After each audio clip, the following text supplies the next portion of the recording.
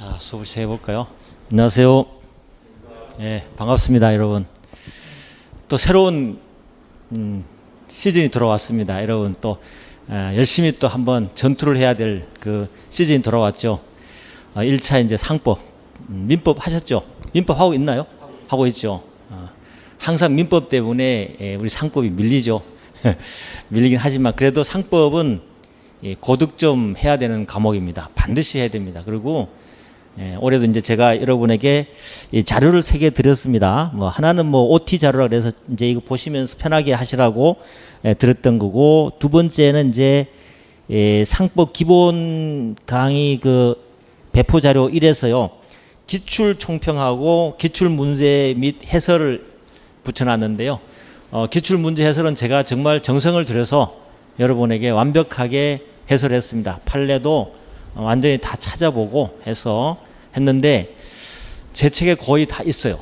다 있고 거의 아마 제 강의를 들었던 분이면 30개 중에서 27개를 맞아야 되겠죠. 맞아야 됩니다. 맞고 이렇게 뒤로 넘어지다가 하나 더 맞아서 28개, 그죠? 그리고 찍었는데 또 하나 더 맞아서 29개 이렇게 돼야 됩니다. 그죠? 그런데 사실 이게 또 제가 말이 쉽지 금방 또 이렇게 되는 건 또 아니거든요. 그런데 투자한 만큼 상법은 점수가 꼭 나오는 거니까 여러분들이 끝까지 놓지 마시고 잘 하시기 바랍니다. 자, 이제 코로나 때문에 여러분들 굉장히 이제 오히려 공부하는 분들은 마음이 좀 편하죠. 놀지 않고 해서 편하긴 합니다. 그래서 다시 시즌이 돌아왔는데 한번 여러분에게 이 기본 강의입니다. 기본 강의는 처음이자 또 마지막으로 여러분에게 가장 많이 좀 이렇게 전달해 줄 수 있는 시간이 아닌가 싶어요.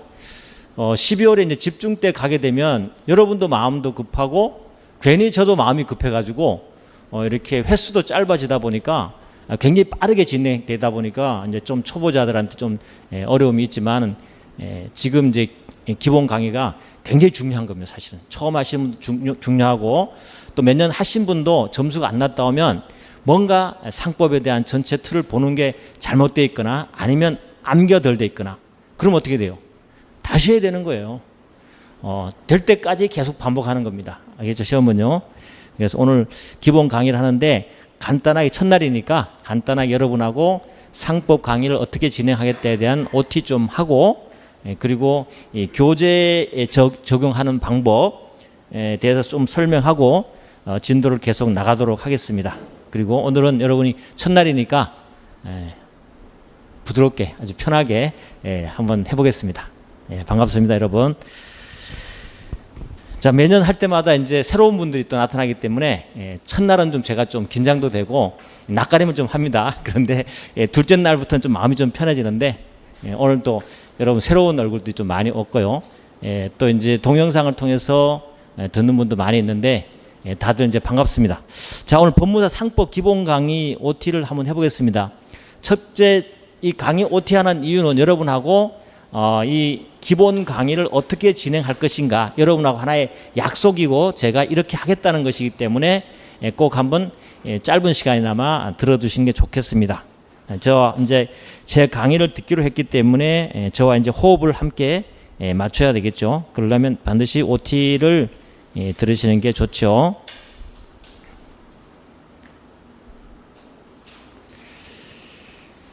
자, 이제 제 이름은 이제 하영태라고 합니다. 여러분에게 최상의 서비스를 하기 위해서 태어난 하영태라고 합니다. 여러분 저 학교에서 자꾸 강의를 하다 보니까 학기란 말이 들었는데 이번 시즌에 최선을 다해서 여러분에게 도움을 드리도록 노력해 보겠습니다. 자, 가겠습니다. 자, 여러분 자료에도 나와 있는 건데요. 우리 한번 같이 한번 상법 다시 시작하는 기분으로 한번 처음부터 다시 한번 살펴보도록 하겠습니다.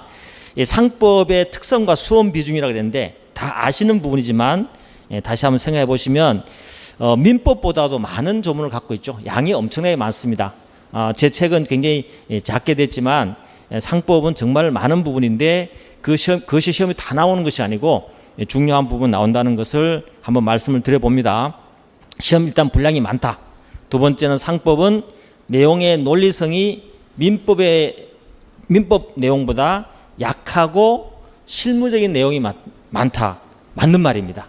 그래서 처음에 좀 접할 때 용어도 익숙하지 않고 대부분 학생들이 처음에 상법, 총칙, 상행위, 그죠? 이쪽에는 잘 따라와요. 근데 이제 회사법 들어가면 머리 아파오기 시작합니다. 왜냐하면 용어도 좀 어렵고 실무적인 내용이 좀 많이 나오기 때문이죠. 그렇습니다. 그 내용이 맞습니다. 근데 그 특성을 일단은 우리가 외면하지 말고 아는 것이 중요하다는 뜻입니다. 그 다음에 용어가 생소해갖고 어렵게 느껴진다. 맞습니다. 그렇지만 여러분들이 상법에 대한 오해입니다. 민법만큼만 상법 투자하면 30개 그냥 맞습니다. 알겠죠? 여러분 그만큼 덜 투자하는 거예요, 사실은. 그죠? 덜 투자하면서 하다 보니까 조금 어렵게 느껴집니다. 사실은 어려운 것이 아니고 경험한 바가 없기 때문이기 때문에 그렇죠. 여러분이 이제 반복해서 하다 보면 여러분 것이 될 수 있습니다. 그 다음에 법무사 1차 시험 제1과목은 뭐 아시죠? 헌법 40, 상법이 60점인데 30문제인데 사실 상법은 30문제 다 맞추든지 아니면 20개를 맞추든지 28개는 여러분 맞추셔야 됩니다. 그리고 헌법은 양은 많은데 또 계륵이야 이게. 그죠? 점수도 잘 안 나오고 참 공부하기 부담스러운 부분인데 거기서 한 10개만 맞고 상법 30개 맞으면 통과하시는 거예요. 알겠죠? 그렇기 때문에 분명히 상법은 하셔야 됩니다. 전략 과목이다. 그 다음에 상법에 고득점이 있어야 합격할 수 있는 중요한 과목이다. 다시 한번 강조드립니다. 자, 출제 빈도를 보시면 지난 몇 년 동안 나온 것을 제가 계속 업그레이드를 시키고 있습니다. 여러분 자료에도 있고 또 이제 기출 총평에도 다 제가 표시를 해놨겠지만 26회, 27회 그 쭉 살펴보시면 이제 추이는 이제 확실히 알 수 있죠. 알 수 있습니다. 올해는 이제 상법 총칙에서 2문제가 나왔고 상행위에서 6문제, 1문제 더 추가됐죠. 회사법에서 3문제 줄고 보험법이 거의 4문제, 5문제가 이제 정설화되어 있습니다. 근데 보험법은 4문제나 5문제 나오면 다 맞춰야 돼요. 그 양도 작을 뿐만 아니라 사실 별게 없습니다. 판례도 몇 개 없고요. 반드시 맞춰야 된다. 해상법은 제가 포기하지 말라 그랬죠. 반드시 2문제씩 나오게 돼 있어요. 그래서 그것도 포기하면 안 돼요. 어떤 분들은 이것도 포기하고 이것도 포기하고 이거 포기하니까 시험 합격 못 하더라고요. 그죠? 포기하면 안 돼. 무조건 하셔야 됩니다. 그래서 잘 한번 이번에도 제가 좀 더 정성을 다해서 한번 더 줄여서 정리를 한번 해드리도록 하겠습니다. 그 다음에 어음수표법에서 이제 3문제에서 4문제가 거의 정수로 나와 있다. 느낌만 받으십시오. 이걸 암기하시면 안 되고요. 이거 암기는 저 혼자 하면 되는 거고 여러분들은 그렇구나 라고 느낌만 받으시면 됩니다. 그 다음에 상법 난이도 최근 출제 경향 간단하게 한번 보겠습니다. 출제 총평과 기타 내용들은 여기에 자료가 있기 때문에 이런 보시도록 하고요. 저는 여기 간략하게 한번 몇 가지만 검토를 해보겠습니다. 2021년이죠. 27회 상법 문제는 20년 26개에 비해서 난이도가 높지 않았어요. 좀 쉬웠습니다. 사실 이번에 좀 쉬웠다고 볼 수 있습니다. 2021년에는 익숙한 판례 지문과 관련 조문으로 문제를 구성했기 때문에 전체적으로 쉽게 출제했습니다. 물론 모르는 지문이 한두 개 있다 하더라도 답은 다 배웠던 데서 나왔다. 그게 의심이 가시면 제가 증거를 내놨으니까 보시고 제 책을 한번 비교해 보시면 돼요. 알겠죠? 그 다음에 따라서 기본서의 내용을 이해하고 조문과 기출 지문을 잘 분석하고 학습했다면 고득점이 가능하고 속칭 상법은 효자 과목이 될 거라고 제 생각은 변함이 없습니다. 그 다음에 최근에 대법원 판례는 어김없이 출제되고 있는데요.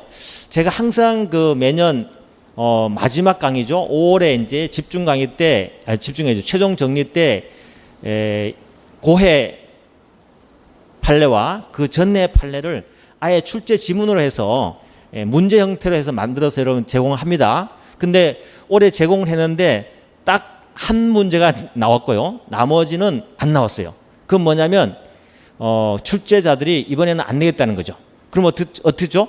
다음에는 나오는 겁니다. 그리고 대부분이죠. 판례 1, 2, 3년 사이에는요. 거의 대여섯 문제, 7문제는 다 냅니다. 내게 됐는데 올해는 다른 거 기본적인 내다 보니까 특별히 그렇게 아주 중요하게 느껴지지 않았던 부분이라서 안 나왔지만 내년에는 나온다. 알겠죠? 그리고 여러분들은 항상 뭐 제 강의를 듣든 안 듣든 간에 5월 달에 최종 정리 때는 제 자료를 반드시 가져가셔야 됩니다.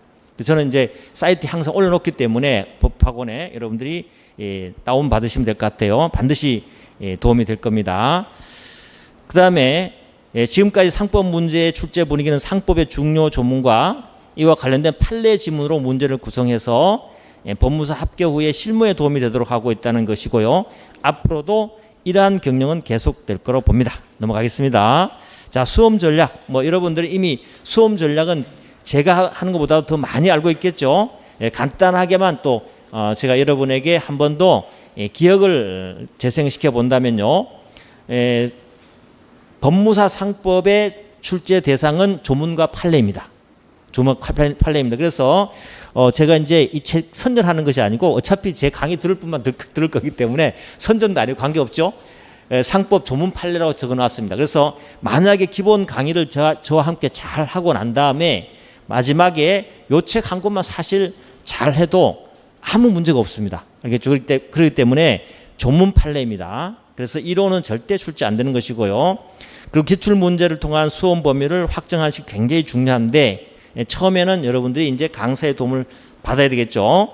그리고 상법의 수험 범위를 과감히 줄이고 출제 가능 문제로 정조준해야 된다. 정조준해야 된다. 그죠? 그래서 제 요 책 두 권은 법무사에 초점만 맞춰 있습니다. 법무사에만 초점 맞춰 있기 때문에 법무사에 대한 전문 서적이라고 볼 수 있겠습니다. 다음 하나 더 여러분에게 또 높아심에 말씀드리는데 제가 아까 39개 말씀하니까 진짜로 여러분 39개 욕심내면 안 돼요. 35개만 욕심내십시오. 알겠죠? 그러면 35개 맞추려고 하면 39개까지 갑니다. 그런데 39개 맞추려고 하다 보면요. 정말 너무 욕심이 많다 보니까 다른 지역주행을 하다 보게 되면 점수가 안 나올 수 있어요. 그래서 보통 다른 과목도 마찬가지예요. 한 90점, 85점 아니면 커트라인에서 5점 더 넘는 점수를 목표로 갖고 공부를 하는 게 제일 마음이 편합니다. 그렇죠? 그렇지 않으면 100점을 생각하시면 굉장히 있죠. 머리에도 힘이 들어가고 몸에도 힘이 들어가고 어때요?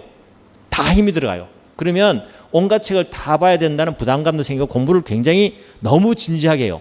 수험 공부도요. 너무 진지하게 공부하면 미안한데요. 진지하게 하시는 분도 있겠지만 잘 안 될 가능성도 있어요. 수험 공부를 좀 편하게 하셔야 돼요. 시험에 나오는 게 이미 정해져 있다. 나올 부분이 이미 정해져 있다. 그 부분을 나는 먼저 하겠다. 그러면 뭐죠? 합격하는 거예요. 상법 다 알고 합격하는 사람 거의 없습니다. 한 사람도 없습니다. 상법 시험에 나오는 것만 알고 시험에 합격하는 거예요, 여러분. 알겠죠? 나중에 진정 상법을 하고 싶으면, 공부하고 싶으면 대학원을 가시거나 아니면은 사무실을 차려놓고 앉아서 공부하시면 돼요. 상법 하시면 되는 거기 때문에 수험할 때는 여러분들이 절대로 저처럼 공부하시면 안 돼요. 제가 뭐죠? 학문적인 공부를 하시면 안 돼요. 그냥 편하게 시험 나오는 게 뭐지? 딱 누가 얘기를 합니다. 할 때 그거 시험 나와 안 나와? 안 나오잖아. 얘기하지 마. 이렇게 돼야 돼요. 근데 좀 지엽적인 게 좀 이상하고 좀 들었다. 내가 모르는 건데 스트레스 받을 필요가 전혀 없습니다. 알겠죠? 그런 상황이기 때문에 여러분들이 학원을 이제 듣게 되면 그런 부분들을 많이 이제 조정이 될 것 같습니다. 그런 마인드를 갖고 하는 게 굉장히 중요하다. 됐죠? 그래서 지엽적인 내용은 과감히 버리고요. 중요한 내용 위주. 출제될 것만. 알겠죠? 출제될 것만. 그리고 나는 30문제에서 내가 26개만 받겠다. 4개는 버리겠다. 5개는 버리겠다. 이런 마음을 갖고 공부하시면 되겠습니다. 좀 길었습니다만 넘어가겠습니다. 그 다음에 수험 전략 두 번째로 학습 방법 내지 순서죠. 여러분 아시죠? 기본서가 안 돼 있고 물론 이것만 갖고 하라 그러니까 어떤 분들은 이것만 갖고 했어요. 하는데 20점은 잘 나와요. 20점. 반타작은 금방 따라갈 수 있어요. 이것만 해도 충분해요. 그런데 그 다음 점수를 잘 안 올라가요. 그래서 반드시 기본을 하셔야 됩니다. 알겠죠? 기본서 전체적인 상법을 다 할 수는 없지만 제가 다 해드릴 수는 없어요. 근데 수험에 맞을 정도에 대해서 기본을 여러분이 이해해야 될 부분을 이 책 하나로 정리를 해드리겠습니다. 그래서 기본서를 반드시 한두 번, 서너 번이죠. 많이 해야 됩니다. 이해하시고 그리고 조문 판례 기출 확인하고 요약 정리, 그죠? 최종 암기인데 이 요약 정리는 제가 해드립니다. 제가 이제 앞으로는 그렇게 할 건데요. 집중 강의 때죠. 집중 강의 때 아예 요약을 제가 PPT를 자료를 여러분이 드릴 거니까 그걸 하시면 돼요. 지금부터 요약 정리라든지 서브노트 갖고 있으면 안 돼요. 그러면 기본서가 머리가 안 들어와요. 지금은 여러분이 읽어야 됩니다. 알겠죠? 여러 번 읽고 난 다음에 요약은 제가 해드릴 테니까 여러분들은 읽고 자꾸 요 책만 가지고 반복을 하세요. 그러고 난 다음에 12월 달에 한 서너 번, 네다섯 번 읽고 나면요. 요약 정리를 제가 해드리면 그걸 가지고 마지막에 이제 공부를 하시면 될 것 같습니다. 그리고 최종 암기 하시면 돼요. 됐습니다. 나머지는 뭐 보도록 합니다. 그 밑에 제가 빨간 거 해놨죠? 반복 암기라고 했죠? 반복. 그래서 생소한 것도 자주 보면 정이 든다. 여러분도 오늘 처음 본 분도 있는데 이렇게 자주 보면 이제 정이 들어서 이제 나중에 끝날 때쯤 되면 서운해요. 아, 저분들하고 헤어지네. 라고 생각이 듭니다. 그래서 자주 봐야 됩니다. 자주 보는 게 굉장히 중요합니다. 책도 그렇고 내용도 그렇고 똑같습니다. 자, 넘어가도록 합니다.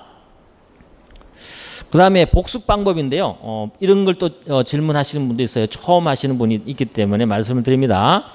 초보자든 경험자든 다시 있죠. 1년, 2년 했다고 해서 본인이 그걸 어떻게 알아요? 3년 했다고 하더라도 있죠.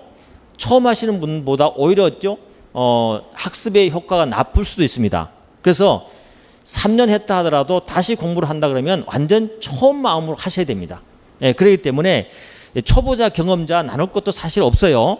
할 때 자신이 좀 만약에 복습을 하겠다면 동영상이 있다면 동영상을 여러분 아마 들을 수 있도록 해줄 겁니다. 아마 그럴 때 시간이 된다면 왔다 갔다 하면서 복습하는 것이 굉장히 도움이 많이 됩니다. 반복 효과가 되고 누누이 말씀드리지만 제가 좀 나중에 가다 보면 굉장히 좀 빨라질 수 있어요. 말이 빠른데 그 말을 여러분이 한글이니까 들리지만 사실은 나중에 되면요 집에 가보면 50%도 내게 안 돼 있어요.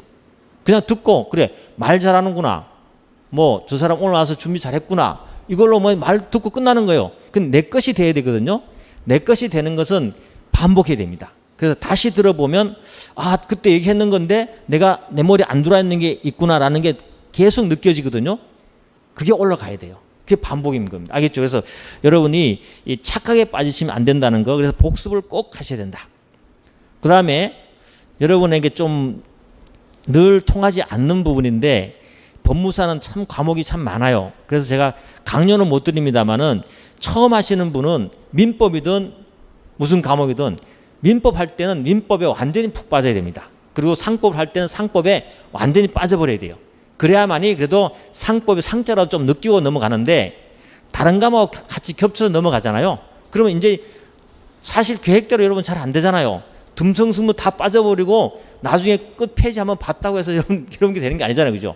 그런 부분이 많기 때문에 참 잘 안 되는 부분인데 여러분이 만약에 상법 지금 수강할 때 최대한 시간을 많이 낼 수 있으면 내셔가지고 상법에 좀 더 많이 투자를 하십시오. 알겠죠? 뭐 저는 그렇게 권해드리고 싶은데 민법하고 같이 하다 보면 잘 안 될 수도 있습니다만은 하여튼 권고사항입니다.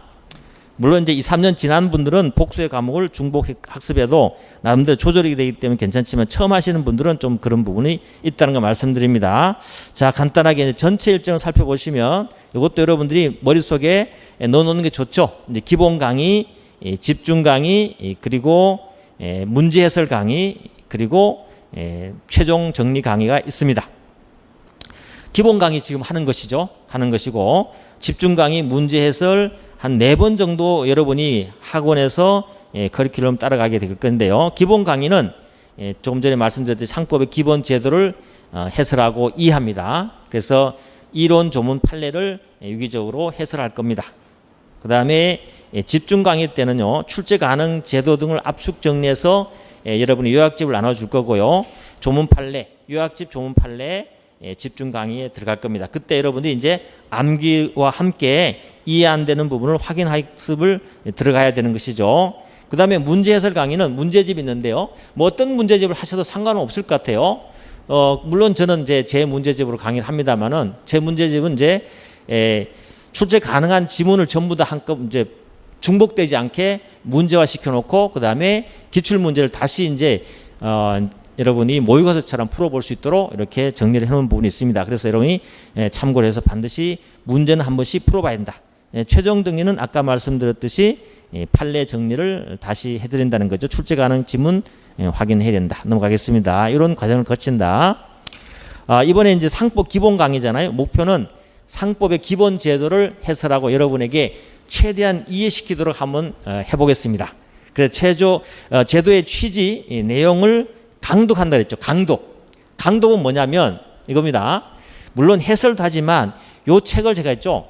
최대한 시간이 나는 대로 여러분들이 혼자 잘 안 읽죠. 그래서 같이 그 순서에 맞게 나가면서 중요한 거 짚어드리고 아무리 쉬운 것도 같이 한번 제가 다시 읽어드리고 이건 중요하다. 또 설명이 더 들어간다 싶으면 제가 설명하고 이렇게 해서 최대한 많이 한번 읽어드리겠습니다. 읽어드리면서 이해를 시키겠습니다. 알겠죠? 그래서 이걸 제도의 취지 내용을 강독한다라고 제가 이름을 붙여봤습니다.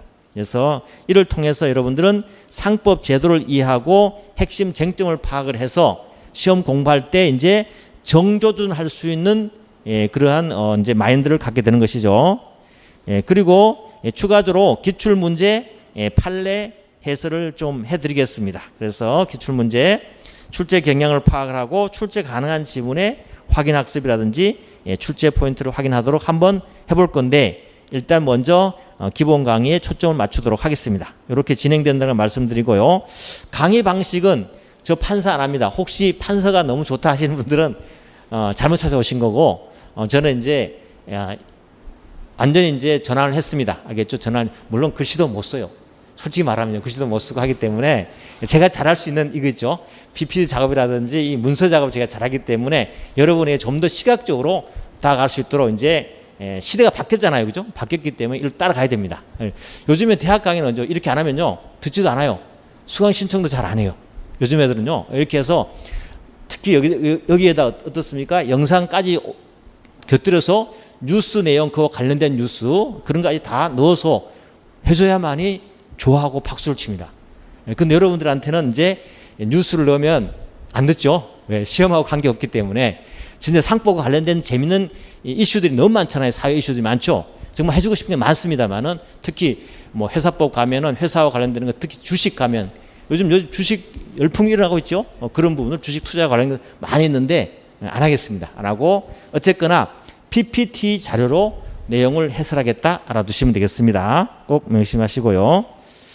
자, 강의 교재 수강 요령은 간단하게 말씀드리겠습니다. 이미 알고 계시니까요. 강의 교재는 상법 강의가 주가 될 것이고요. 그 다음에 보조 교재는 상법 조문 판례가 있습니다. 그리고 연습 교재는 상법 객관식인데 여러분들이 능력 되시는 분들은 시간이 된다면 바로바로 연습을 지금 해놓으면 좋습니다. 나중에 또 마음이 급해질 수 있기 때문에 연습하시고 지금 안 된다면 나중에도 상관없습니다. 집중 강의 넘어서 나가서 객관식을 풀어도 되고요. 능력이 된다면 풀어도 상관없다는 거. 그럼 문제집은 반드시 제 것을 안 풀어도 상관없습니다.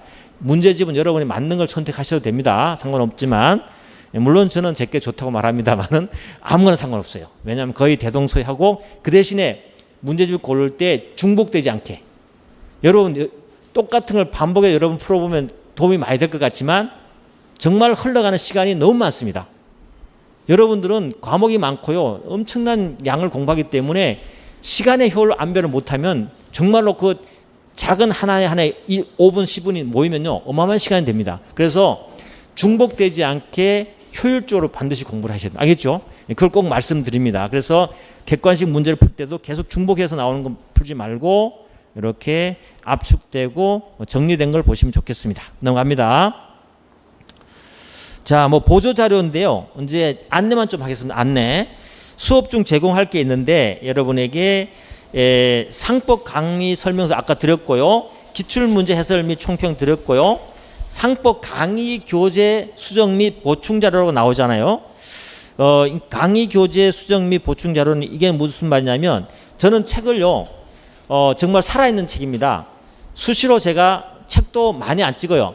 한 500~600부 먼저 찍고요. 500~600부가 빨리 나가요. 나가면은 바로바로 그 다음에는요. 새로운 판례라든지 바뀐 부분이라든지 혹시 제가 썼다가 잘못된 부분도 있죠.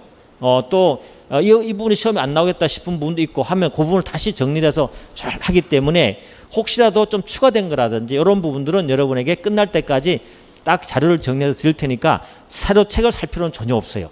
알겠죠? 전혀 없습니다. 그리고 마지막에 요약 강의할 때 요약서 드릴 때 제가 다 업그레이드를 해서 드릴 거니까 그걸 보시면 돼요. 됐죠? 그렇게 말씀을 드립니다. 그래서 그런 판례 보충 자료를 드릴 겁니다. 안 그래도 지금 제가 이 교수들이 뽑아놓은 최근 3년, 5년 동안요. 5년 동안 오스쿨 학생들을 위해서 또 어떤 그런 아주 좋은 상법 자료가 나와 있더라고요. 그래서 거기에서 판례가 혹시 제 책에 빠진 게 있으면 제가 찾아서 여러분에게 한번 넣도록 해보겠습니다. 그런 것들은 항상 시험에 또 뜰 수 있기 때문에 한번 해보겠습니다.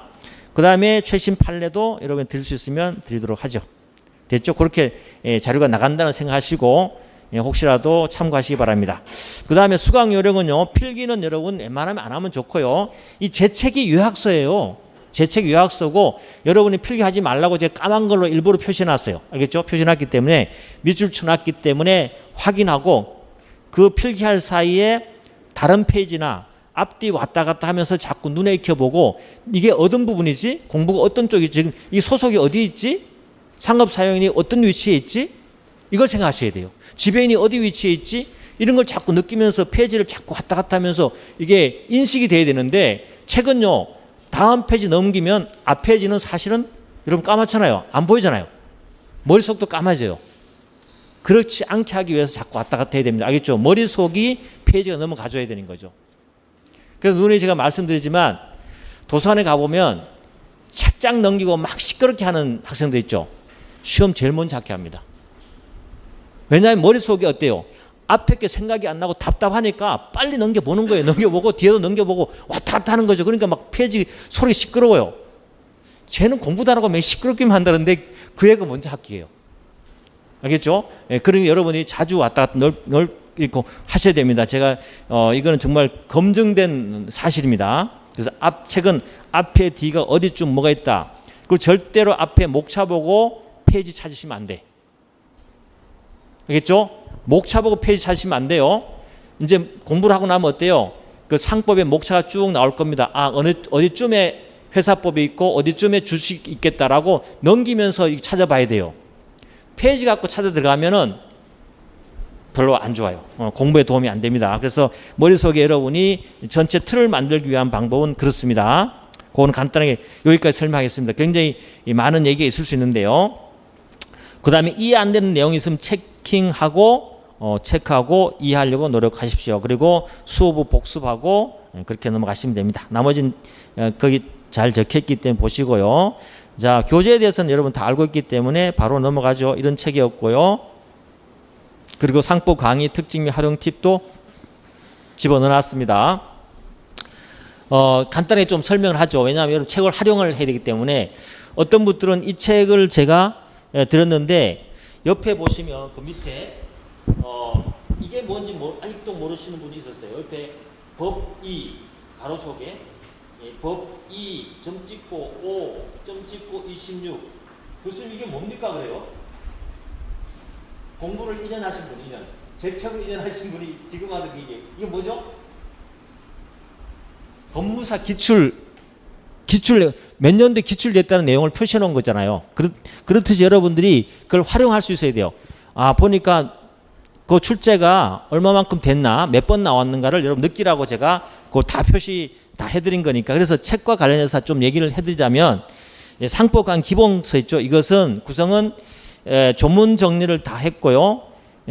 이건 강의의 특징 요건 법조문의 내용이 밑줄과 강조 이건 잘못 들어왔네요. 강의의 특징이 아니고 조문 판례의 특징이죠. 그죠?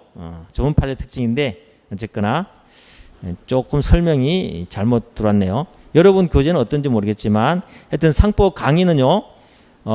기본 내용을 전부 다 잘 했고 표시를 제가 까맣게 했습니다. 까맣게 표시를 하고 밑줄을 다 쳐놨어요.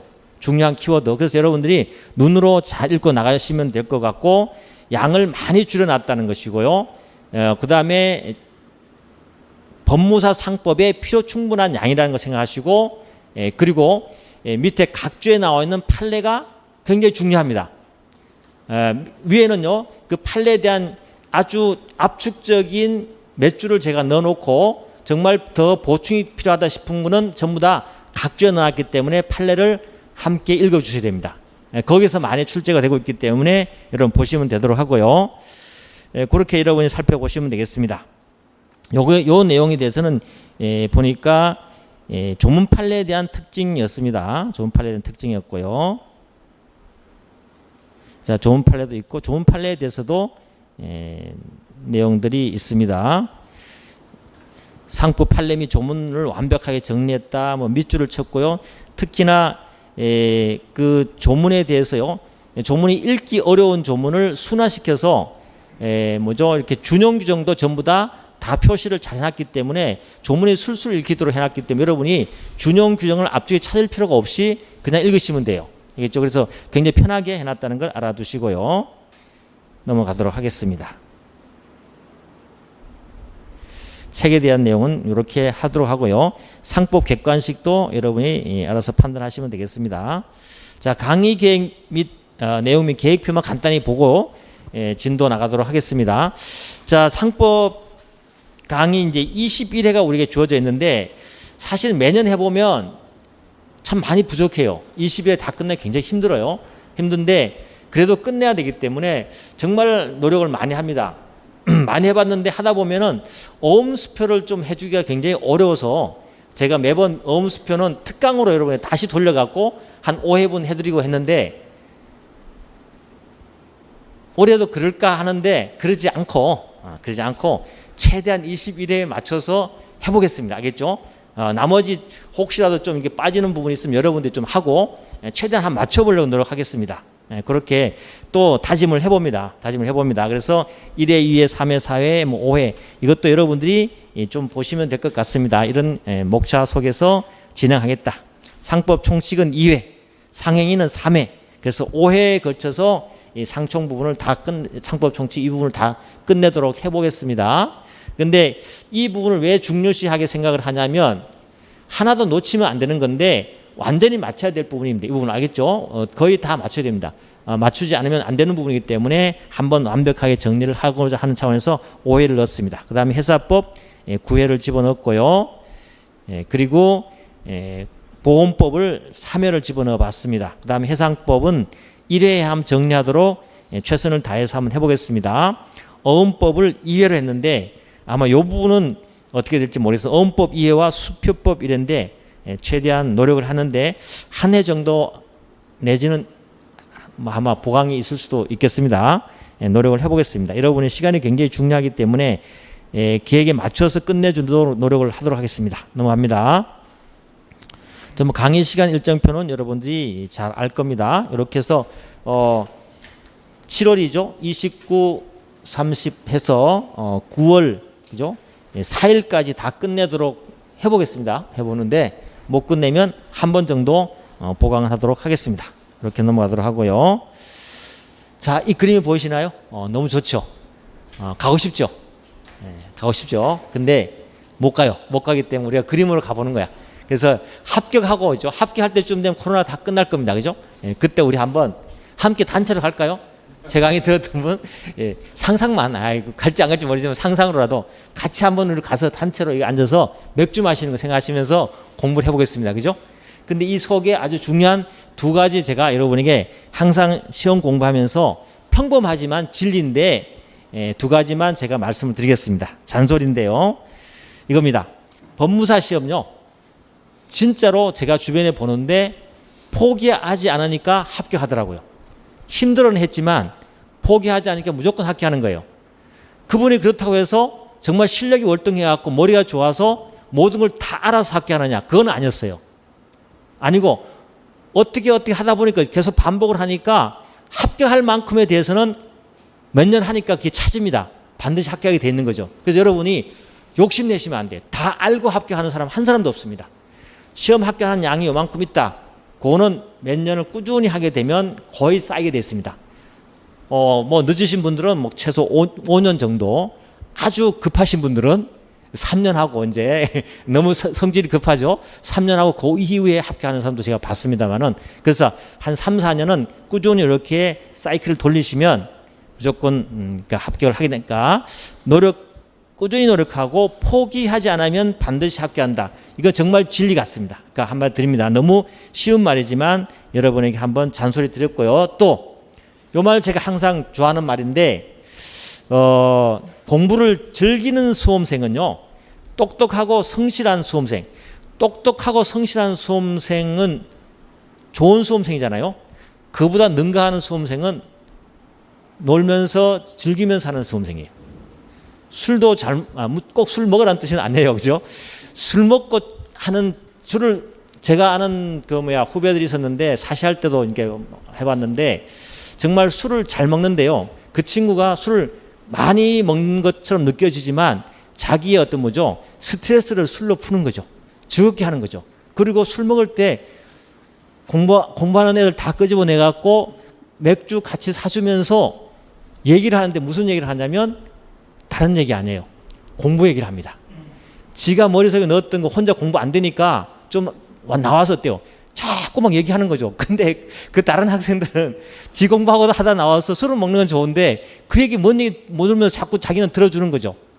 스트레스만 받고 가는 거죠. 근데 그 친구는 합격을 하더라고요. 그래서 즐겨야 됩니다. 알겠죠? 여러분들은 즐기면서 자기의 패턴을 조절하면서 공부하는 학생은 아무리 똑똑하고 성실한 수험생보다도 더 빨리 합격할 수 있다. 하여튼 얘가 적절하지 못했는데 여러분도 한번 이걸 잘 새겨보십시오. 넘어가도록 하겠습니다. 자, 그럼 한번 진도를 한번 나가보도록 하죠. 이제 처음 한다 생각하고 몇 년 하신 분들도 처음 한다 생각을 하고 다시 들어가야 됩니다. 다시 하셔야 됩니다. 최소 한 3, 4년은 사이클을 계속 돌리셔야 돼요.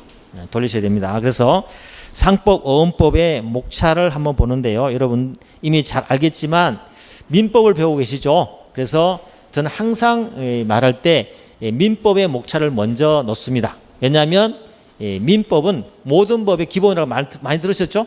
민법을 잘 하셔야 됩니다. 잘 하셔야 되는데 이 민법을 왜 항상 강조를 하냐면 이 상법은 우리가 법을 분류할 때 특별법입니다. 이게 특별법이죠. 특별법이라는 것은 항상 일반법이 존재하는 거죠. 그 법이 바로 민법이기 때문에 그렇죠. 그래서 항상 법은 일반법인 민법에서 시작한다. 그걸 여러분 전제에 두고 민법을 생각해 보십니다. 그래서 민법은 일반법, 그리고 넘어가도록 해볼게요. 거기에 대한 특별법으로 우리가 상법을 한번 생각해 볼 수 있습니다. 상법은 민법에 대한 특별법이다. 특별법이죠. 그럼 특별법이라는 건 뭐냐? 어떤 의미를 갖고 있는 것이냐? 민법, 일반법은 어때요? 일반법은 주체와 행위가 항상 따라다니죠. 모든 법은 항상 주체 행위가 따라다닙니다. 민법의 주체 행위 여러분 배우셨잖아요. 너무너무 중요한 사람에 배웠죠? 사람. 자연인, 법인 배우셨잖아요. 그리고 법률 행위. 법률 행위부터 법률 행위 요건까지 여러분 굉장히 중요한 거 앞쪽에 민초에서 배우셨잖아요. 이겁니다. 법률 행위죠. 주체와 행위가 필요한 거죠. 모든 법이 그래요. 그럼 특별법 가더라도 특별법은 뭐냐? 거기는 어때요? 이 주체와 행위가 특별한 것으로 줄어드는 거예요. 축소되는 거죠. 그 부분입니다. 그러면 상법이 사법으로서 민법의 특별법이다. 그러면 주체가 행위가 특별한 주체에게 특별한 행위에 대해서 적용하는 법이구나라고 느껴지겠죠. 그걸 찾는 거죠. 이게 바로 상법인 거죠. 그래서 우리 상법의 제1편 총칙에 가보면 우리가 상인이라는 말이 나오죠. 상인. 그래서 상법 총칙 그러면 상인이 바로 떠올라야 됩니다. 상인이라는 말은 무슨 말이죠? 행위의 주체. 상법이 적용의 대상되는 주체를 말하는 거죠. 상인을 말합니다. 그래서 총칙에 상인이 있다. 그 다음에 이 편에 가보면 상행이라는 말이 나오죠. 바로 이렇게 해서 나오는 겁니다. 그래서 마찬가지로 주체와 행위, 민법에 대해서 민법은 모든 사람에게 적용되는 법인데 상법은 상인에게만 적용되는 법이다.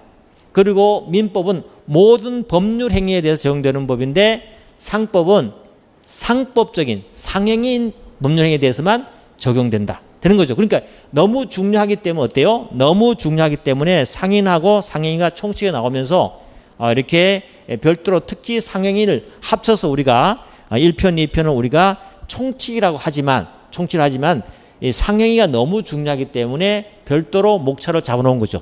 편제를 그죠? 그런 느낌을 여러분 받아주셔야 돼요. 그리고 제가 강의는 쭉 가면서 계속 목차를 앞에다가 여러분에게 나열해 해주면서 계속 떠올리게 할 겁니다.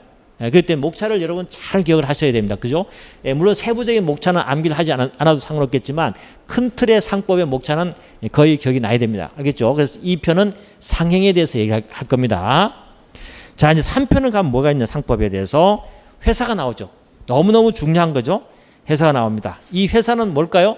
회사는 상인입니다. 알겠죠? 상인.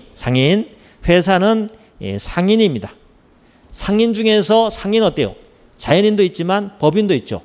법인인 상인이죠. 그래서 별도로 법인인 상인에 대해서 규율하는 내용을 모아놓은 것이 회사법이에요. 그러니까 회사법은 상인인 회사를 규율하는 법입니다. 물론 이 규율이라는 것이 다시 말해서 회사 내지 법인을 때려잡자는 뜻은 아니고요. 나중에 또 취지를 말씀드리겠습니다. 그 다음에 4편을 가보면 어떤 게 있을까요? 보험입니다. 이 보험도 마찬가지예요. 보험도 뭐죠? 보험회사라는 상인인, 보험회사라는 상인이 보험이라는 상행위를 하는 거죠. 거기에 적용되는 그죠? 규율하는 법을 우리는 보험법이라고 합니다. 그래서 이 보험도 어때요? 주체는 누구죠? 상인, 보험회사라는 상인, 법인인 상인이 보험이라는 뭐죠? 상행위를 할 때 적용되는 법이다. 이렇게 보시면 되겠습니다. 그 다음에 해상 나옵니다. 마찬가지 어때요? 해상에 대해서 나오는 우리 보험과 동일하게 해상과 관련되는 거죠? 상인이 행위를 했을 때 적용되는 법이다. 이렇게 보시면 될 것 같고요. 그리고 이제 우리 상법의 특별법으로 나가 있는 어음수표법 있죠? 이게 우리 시험 범위에 포함되기 때문에 제가 이렇게 목차로는 6편으로 들어와 있습니다. 이거 물론 특별법으로 따로 나와 있습니다. 이렇게 된 거죠. 그래서 어쨌거나 우리가 본다면 민법, 그 다음 민법의 특별법, 상법. 그래서 여러분이 항상 어떻게 생각해야 됩니까? 상법을 공부하면서 민법을 생각하셔야 돼요. 상법에 없는 조문은 어디 있다? 민법에 있다. 상법으로 해결되지 않는 것은 어디로 간다? 민법으로 간다.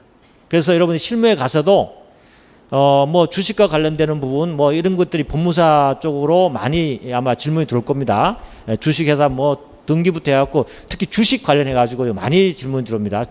의뢰가 많이 들어올 겁니다. 그러면 이제 여러분 상법 찾아볼 때 보니까 특별한 내용만 있고 자기가 뭐 해결할 게 안 나오잖아요. 그럼 민법을 항상 염두에 두고 같이 연결해서 해결해야 되는 부분이죠. 그래서 민법을 생각하라고 말씀드리고 그 특별법인 상법을 우리가 한번 공부를 해보겠습니다. 이걸 우리가 공부할 겁니다. 알겠죠? 공부할 걸 목표를 잡았습니다. 자, 가볼게요. 자, 여러분 교재를 항상 같이 펴시면서 그 목차를 제가 잘 잡아놨기 때문에 오늘은 제가 이 PPT 자료가 어떻게 구성되어 있는지를 여러분 한번 보시면서 같이 맞춰서 따라오시면 좋겠습니다. 하여튼 오늘 하루는 여러분하고 워밍업 시간을 생각하고 편하게 한번 적응을 해 보십시오. 자, 총칙에 가보면요. 이렇게 서론이 나와 있고요. 그리고 통칙, 상인 나와 있죠. 상인이 여기서는 어떻습니까? 가장 중요한 겁니다. 알겠죠? 상인은 가장 중요한 겁니다. 제가 공부를 할 겁니다. 상인. 그리고 상업 사용인에 나와 있죠. 상업 사용인. 그럼 우리는 어떻게 돼요? 이 상인과 3장과 4장을 항상 여러분 어때요? 함께 생각을 하셔야 돼요. 목차는 나눠져 있지만 상인과 상업 사용인은 상법에서 뭐죠? 주체입니다. 주체죠. 주체를 생각하시면 돼요. 그래서 주체는 상인과 상업 사용에 있다. 다시 말해서 상인을 보조해서 어때요? 상행인 한 자를 상업 사용인을 합니다. 그래서 나중 결국은 뭐죠? 상인의 대리인과 동일한 역할을 하는 것입니다. 그렇게 보시고요. 그 다음에 이제 영업을 하거나 또 기업을 하기 위해서는 필요한 게 뭐죠? 물적 요소가 필요하죠. 그게 바로 상호입니다. 상호. 알겠죠? 그래서 앞쪽에 상인, 상업 사용인은 인적 요소라고 우리가 말합니다. 기업에서 말할 때 인적 요소라고 말합니다. 그런데 기업을 하려면 또는 상인이 영업을 하려면 인적 요소만 필요한 것이 아니고 물적 요소가 필요하겠죠. 그 물적 요소의 첫 번째가 뭐냐면 상호가 됩니다. 알겠죠? 상호. 그래서 상호 중요하기 때문에 이렇게 목차가 잡히고 여러 가지 법률적인 문제가 발생하기 때문에 이렇게 규율을 하게 되는 것입니다. 그 다음에 이제 6장 가보시면 물적 요소로서 상업장부인데요. 실제 실무에 가서는 굉장히 중요한 부분이 되겠죠. 상업장부. 그리고 이러한 것에 대해서 외부적으로 공시하고 신뢰 보호를 거래 안전과 신뢰 보호를 위해서 만들어진 제도가 있는데 이게 상업 등기입니다. 등기. 이러한 것들이 전부 총칙에서 다 다루어지게 되는 것이죠. 그 다음에 8장에 가보시면 이제 영업 양도에 대해서 내용이 나옵니다. 그래서 총칙이 나왔는데 여러분이 굉장히 중요한 거죠. 상인, 주체, 그 다음에 상호, 우리는 어때요? 영업 양도를 배우시면 됩니다. 물론 상업 등기에 대한 효력 일부를 배우면 되겠죠. 이렇게 제가 계속 짚어드리도록 하겠습니다. 그럼 서론에 가보시면 여러분, 서론에는 이런 게 나와 있습니다. 예, 상법의 의, 이념, 특성, 법원, 효력, 이렇게 목차가 잡혀 있죠. 예, 잡혀 있습니다. 그런데 사실 이 부분이 시험에 나오지 않습니다. 제가 시험에 나오지 않는 걸 말씀드리는데 지금 이때 안 읽으면 여러분이 한 번도 못 읽어요. 그리고 굉장히 이 부분이 페이지가 굉장히 많은 부분이지만 제가 아주 필요한 만큼 압축적으로 해놨으니까 한 번 정도, 내가 상법을 공부하니까 공부한다면 이번에 한 번 정도 읽어보시면 되는데 같이 한번 정리를 해보도록 하겠습니다. 자, 그럼 이제 상법의 의, 도대체 상법이 뭐지? 최소한 상법을 공부하는데 지금 기본 강의입니다, 여러분. 지금 기본 강의예요. 시험에 안 나오는 것도 하는 강의의 기본 강의예요. 여기 와서 그 시험에 안 나오는데 왜 하십니까? 그러면 안 돼요. 그건 나중에 집중 강의 때 갔을 때 시험에 안 나오는 걸 얘기하면은 저한테 쉬는 시간에 와서 말씀하세요. 강사님, 시험에 안 나오는 거 지금 하면 안 되죠 라고 지적을 해 주셔야 됩니다. 알겠죠? 근데 기본 강의는 해야 됩니다. 알겠죠? 기본 강의 때는 조금 해야 됩니다. 자, 도대체 상법이 뭐냐? 상법이 뭐냐? 여러분 교재에 나와 있습니다. 페이지 2라고 나오는데 제 PPT를 여러분 같이 하고 맞춰 나가야 되기 때문에 앞쪽에는 장을 해놨고요. 여기는 절을 표시했습니다. 그리고 여기는 페이지가 있어요.